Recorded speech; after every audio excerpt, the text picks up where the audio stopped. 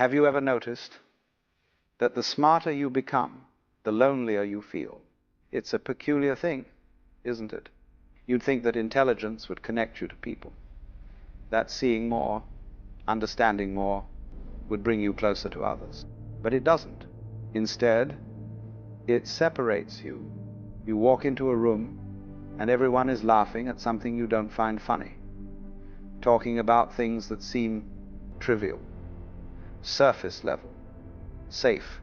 And you smile, you nod, you play along, but inside, you're somewhere else entirely. You're thinking about the conversation beneath the conversation, the patterns no one mentions, the questions no one's asking. And suddenly, you realize you're alone. Not physically, but in every way that matters. This is the hidden cost of intelligence. The price nobody tells you about. The isolation that comes, not from being different, but from seeing differently. Let me tell you something about intelligent people. Something that might explain why you feel the way you do. Intelligence isn't just about knowing more, it's about perceiving more. Connecting dots that others don't see, following thoughts to their logical conclusions, even when those conclusions are uncomfortable. And here's the problem. Most people don't want to go there. They don't want to question the game. They want to play it. They don't want to examine the mask. They want to wear it. They don't want to wonder if the emperor has clothes. They want to complement the fabric. But you can't help it. You see the threads hanging loose. You notice the inconsistencies, the contradictions, the unspoken agreements everyone pretends are absolute truths. And when you point them out, even gently, even playfully, people get uncomfortable. Not because you're wrong, but because you're right. And being right about things people don't want to examine makes you dangerous. So they distance themselves. Not consciously, perhaps, not maliciously, but they do. They stop inviting you to things. They keep conversations shallow around you. They call you intense or overthinking or too serious. And you learn to keep your thoughts to yourself. You learn to dumb it down, to speak in half-truths, to laugh at jokes you don't find funny, to nod along with opinions you don't share. You learn to hide, because full honesty, you've discovered, is social suicide. Authentic expression is loneliness in motion. Being truly yourself means being truly alone. And so, intelligent people find themselves in this strange position. Surrounded by others, but profoundly isolated. Speaking, but never really heard. Present, but not quite there. It's not that you think you're better than anyone. That's not it at all. In fact, you'd give anything to just fit in. To care about the things they care about. To find meaning in the conversations they have. But you can't. You've seen too much, thought too deeply, gone too far down the rabbit hole to come back and pretend the surface is all there is. This is what people don't understand about intelligence. It's not a gift you can put down. It's not a switch you can turn off. It's a lens you see through permanently. You can't unsee patterns once you've seen them. You can't unknow things once you know them. You can't go back to simple answers once you've understood the complexity. And most people, they're still living in the simple answers, the clean narratives, the comfortable illusions. They believe what they're told to believe. They want what they're told to want. They fear what they're told to fear, not because they're stupid, but because it's easier, safer, less lonely. But you can't do that anymore. And that's why you're alone. Now, here's where it gets interesting. This loneliness you feel, this isolation, it comes in stages. And understanding these stages might help you realize you're not broken. You're just awake in a sleeping world. The first stage is confusion. You're young, perhaps, or newly aware, and you start noticing things don't add up. The adults are saying one thing but doing another. Society claims to value truth but punishes honesty. People preach kindness, but practice cruelty when no one's watching. And you think, maybe it's just me. Maybe I'm missing something. Maybe everyone else understands something I don't. So you try harder. You study people. You observe. You analyze. You attempt to figure out the rules of the game everyone else seems to know instinctively. So you try harder. You study people. You observe. You analyze. You attempt to figure out the rules of the game everyone else seems to know instinctively. But the more you understand, the less it makes sense. The rules are arbitrary, the game is rigged, and everyone's pretending not to notice. That's when you enter the second stage, frustration. You try to explain what you see. You point out the contradictions. You ask the questions that expose the illusions. You speak the truths everyone's thinking but no one's saying. And you're met with resistance, denial, hostility, even. People tell you you're overthinking, being negative, ruining the mood, making things complicated. And you realize they don't want to know. They're not curious. They're not seeking truth. They're seeking comfort. And your intelligence, your honesty, your clarity, it threatens that comfort. So you stop sharing. You stop trying to connect. You retreat inward, which brings you to the third stage, acceptance. You accept that most people will never understand you, that your thoughts are too complex, too nuanced, too uncomfortable for casual conversation, that your depth will always be mistaken for darkness, your silence for arrogance, your solitude for superiority. You accept that you will spend most of your life feeling alone, not because there's something wrong with you, but because there's something different about how you process the world. And strangely, this acceptance brings a kind of peace. Not happiness, perhaps, but peace. You stop expecting others to meet you where you are. You stop trying to translate yourself into simpler terms. You stop performing normalcy for an audience that will never applaud. You simply are alone, yes, but authentic, isolated, perhaps, but integrated, lonely, certainly, but no longer lying. And here's what's beautiful about this stage. This is where you start finding your people. Not many of them, not often, but occasionally you meet someone who speaks your language, who sees what you see, who doesn't need you to explain because they already understand. These connections are rare, but they're real. And one real connection, you discover, is worth 1,000 shallow ones. This is the paradox of intelligent loneliness. The very thing that isolates you from the masses connects you to the few who matter. But let me tell you something else about this loneliness, something that might shift how you see it entirely. What if the loneliness you feel isn't a bug, but a feature? What if your intelligence hasn't cursed you with isolation, but freed you from illusion? Think about it. Most people aren't connected.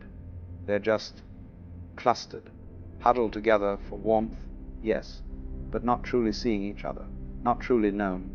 They're performing connection, playing the game of relationship, following the script of friendship, but beneath it all, they're just as alone as you are. They're just better at pretending they're not. You, on the other hand, you've stopped pretending. You've admitted the truth. You are alone. We all are, fundamentally.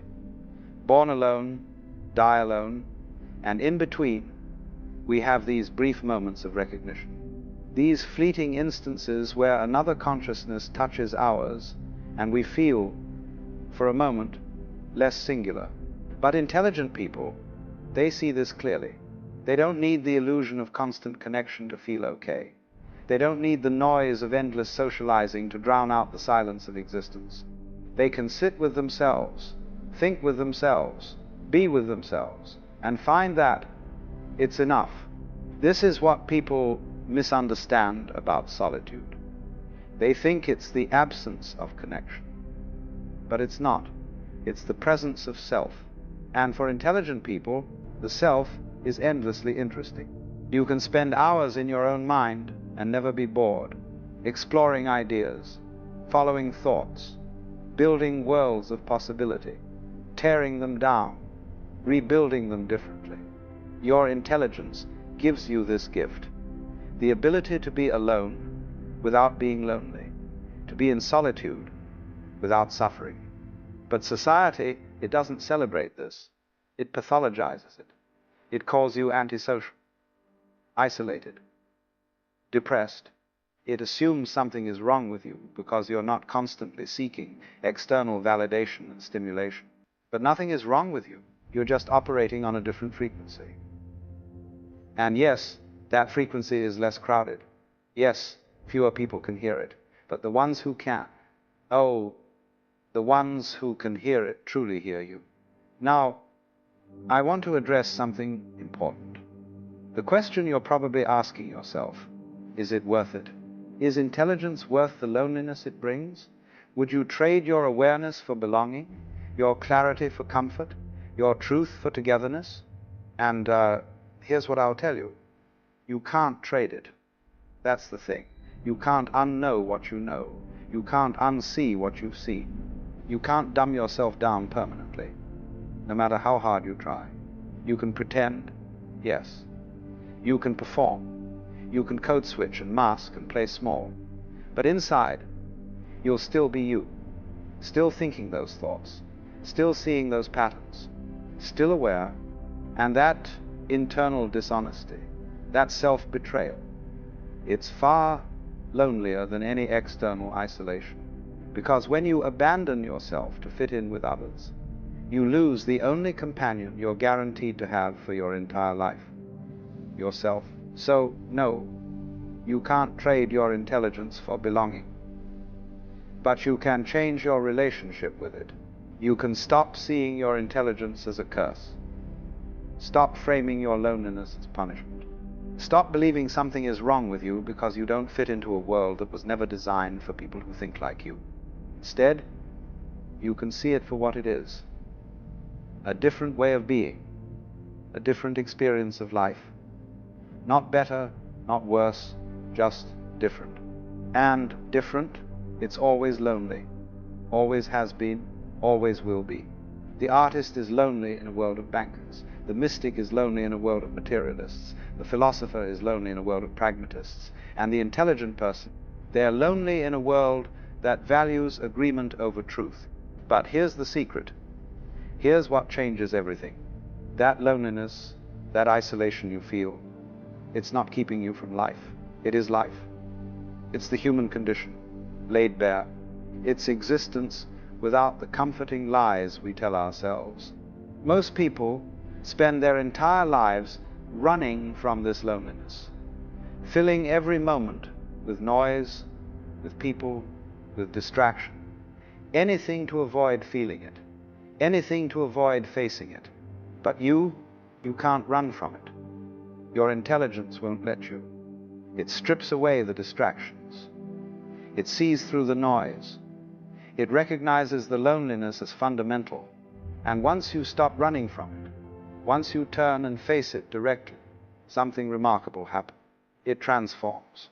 The loneliness doesn't disappear, but it changes texture. It becomes less like a wound and more like a space. A vast, open space where you can finally breathe. Because when you're no longer afraid of being alone, you're no longer afraid of anything. When you're no longer desperate for connection, you're free to connect authentically. When you're no longer performing for acceptance, you're available for recognition. This is the gift hidden inside the curse.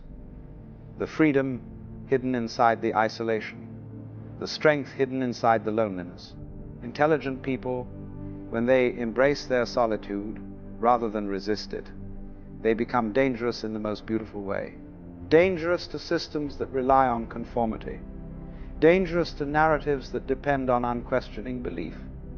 Dangerous to illusions that require collective agreement, because they're no longer playing the game. They're no longer pretending. They're no longer available for manipulation through the fear of exclusion. They're alone, yes, but they're free. And that freedom, that sovereignty of self, it's threatening to a world built on dependency and herd mentality. So yes, intelligent people are always alone. But perhaps that's not the tragedy we think it is. Perhaps it's the very thing that allows them to see clearly, to think independently, to exist authentically. Perhaps the loneliness isn't what's wrong with them. Perhaps the loneliness is what's right. The world needs people who can stand alone, who can think for themselves, who can see through the collective delusions and speak uncomfortable truths. The world needs people who aren't so desperate for belonging that they'll believe anything, support anything, become anything, just to fit in.